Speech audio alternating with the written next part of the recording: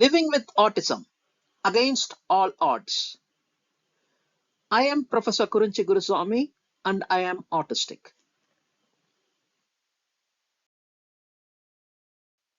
My plan today is to present some difficulties for autistic people, describe challenges that I face daily, how I manage to win against odds, and my current goals. The main reason is to show that one can be happy despite being different from others. First, I start with challenges for autistic people.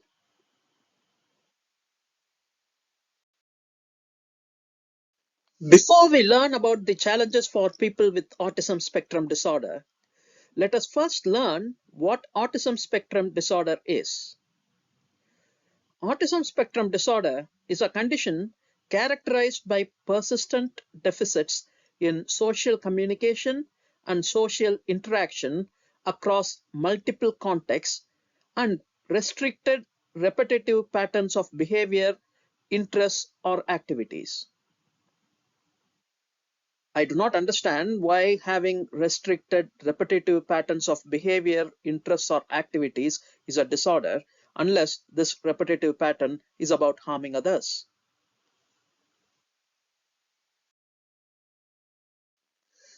A mental health survey conducted in 2020 by National Autistic Society in collaboration with Mind found that 94% of autistic adults in UK reported experiencing anxiety and 83% experienced depression.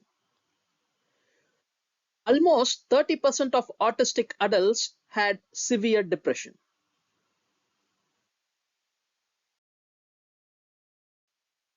Autistica reported that 1 in 100 people in UK are autistic.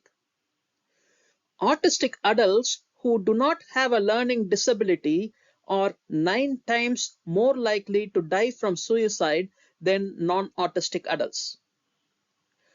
Autistic children are 28 times more likely to think about or attempt suicide than non-autistic children.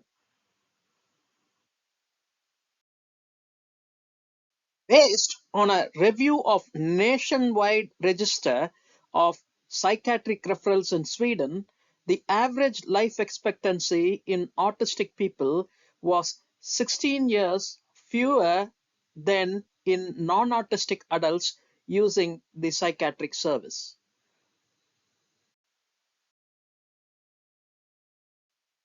In 2016, the National Autistic Society published the Autism Employment Gap.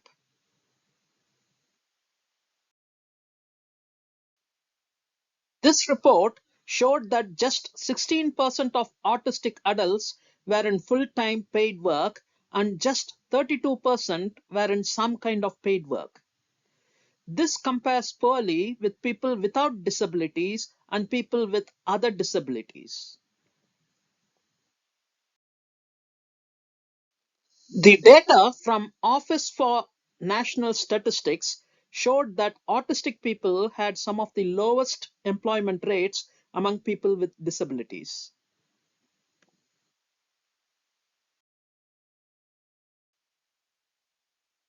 I have difficulty with social communication and social interaction, restricted interests, and repetitive patterns of behavior and activities. I had history of depression and continue to have anxiety about many aspects. I describe some of the challenges I face next. My difficulty in social communication and social interaction probably results from the difficulty I have in language perception. I take things literally. For example, when you say, please take a seat, you mean sit down. However, my initial reaction is that you are requesting me to lift the seat. Then I must decide whether that is logical in the context and then decide that you are actually asking me to sit down.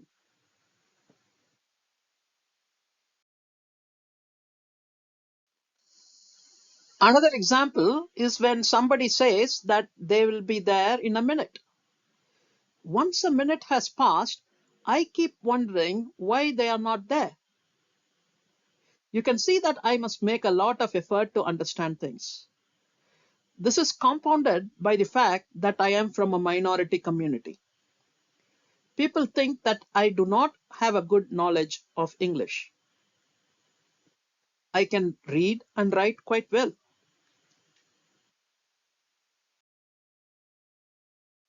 I do not understand subtlety. This means that I might miss important things said in a subtle way. I cannot be subtle either, as I do not like to say anything in an ambiguous way which is open for misinterpretation. This may not be acceptable to all. This has been wrongly perceived as lacking emotional maturity or arrogance.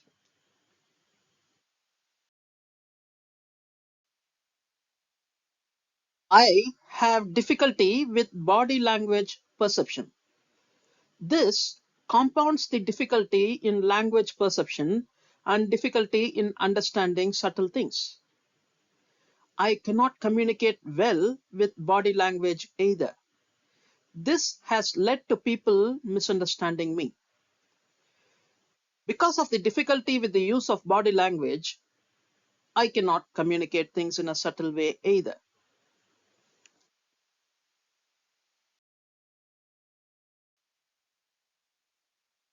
I have difficulty in remembering faces and names. Particularly if someone looks slightly different from how they looked previously, I have difficulty recognizing them. This has led to many awkward situations. I have hypersensitivity to light and sounds. This makes it difficult to work in an office.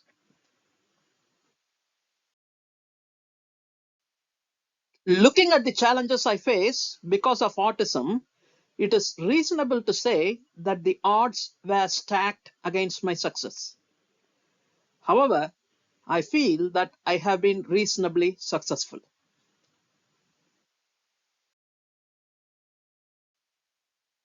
Why do I feel that I am reasonably successful?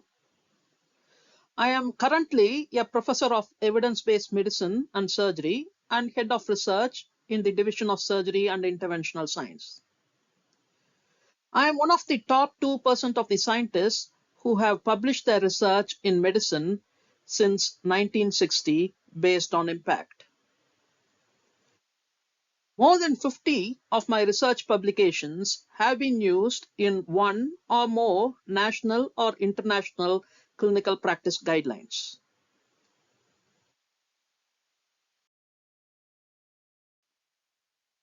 How did I get to this position?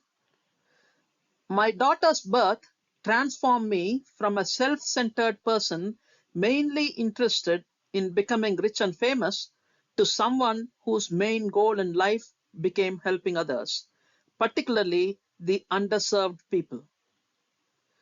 It also made me less anxious about things that could and did go wrong.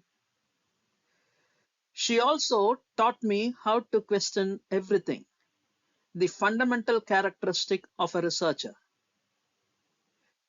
I had patient parents, friends, relatives, and work colleagues. I also had unconditional help from teachers and strangers and lots of luck. Of course, I put in a lot of effort as well. Those are all stories for a different day, my friends.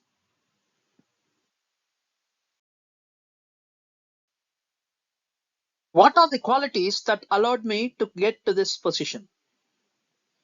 I did not and do not allow others define what my success should look like.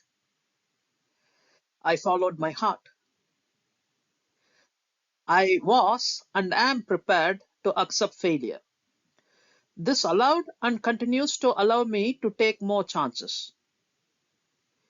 I was and am ready to alter my plans when new opportunities arise. I was and am highly resilient.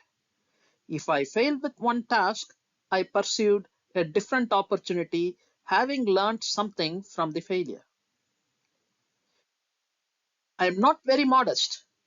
I am not shy to acknowledge my achievements. This means that people take me seriously.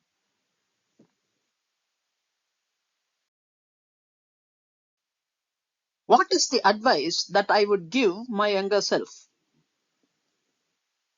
Success and failure are simply a matter of perception. Don't let others define your success or failure. Be prepared to learn new things to increase the chances of success. Put in your best effort to succeed, but accept that you will succeed sometimes and fail other times. Be prepared to learn from many failures. Be prepared to change paths if the situation warrants. This is not accepting defeat. You can only lose if you accept defeat. You can never lose by helping others unconditionally.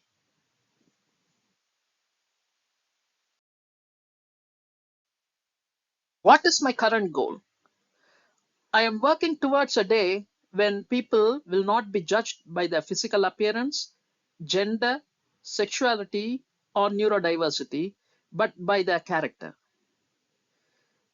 This is a modified version of Reverend Dr. Martin Luther King Jr.'s dream. I fully realize that I'll probably not see that day during my lifetime, but that does not deter me. I have achieved what I had without paying much attention to my social communication or body language communication skills. To increase the chance of success of the equality that I desire, I plan to learn social communication and body language communication so that I can connect with people working towards or willing to work towards realizing this fundamental necessity.